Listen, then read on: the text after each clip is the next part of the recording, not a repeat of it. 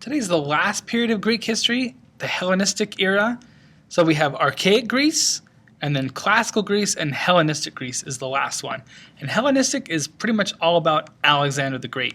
So today's note style was pictures and captions. There's 4 pictures, 4 captions.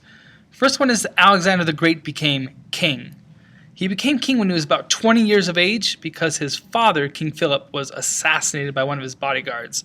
So Alexander the Great became king. And he had been raised partly by his father, military strategy and things, but he had also been taught by Aristotle growing up. So he was a very wise king. This is a clip of a mosaic showing Alexander the Great on the left. Number 2, Alexander conquers Greece, Egypt, and Persia. He did that by using the Phalanx formation, which you can see there below. Here's another picture of it here from a video game from Total War. So Alexander conquered Greece first there on the left, then he moved down the coast, took over Egypt, and then finally took over all of the Persian Empire as well. Took about 10 to 12 years of military campaigning, and he wanted to continue into India and keep going, but his soldiers and his army kind of rebelled and said enough was enough, time for a break. So reluctantly, Alexander turned around when he got to India, and he couldn't continue. And he was moving back towards Babylon in the middle of the Persian Empire, and he was going to make that his capital and rule from Babylon.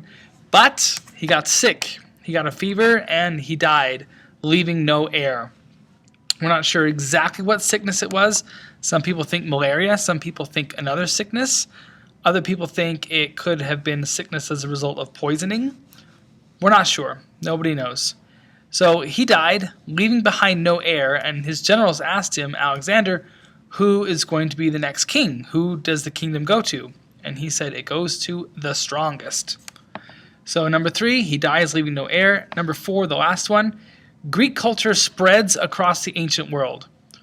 Here we can see a map showing the division of his empire. All of his generals kind of took a chunk, such as like Ptolemy and his family ruled Egypt for a few hundred years until the Romans came in. But Alexander had spent 10 to 12 years putting this all together into one empire, and within a few years after his death, it was all broken up again. So his empire wasn't lasting, but what was lasting is the influence of Greek culture across the ancient world. As Alexander conquered these areas, he introduced them to Greek culture, Greek arts and music, Greek literature, Greek architecture, Greek plays.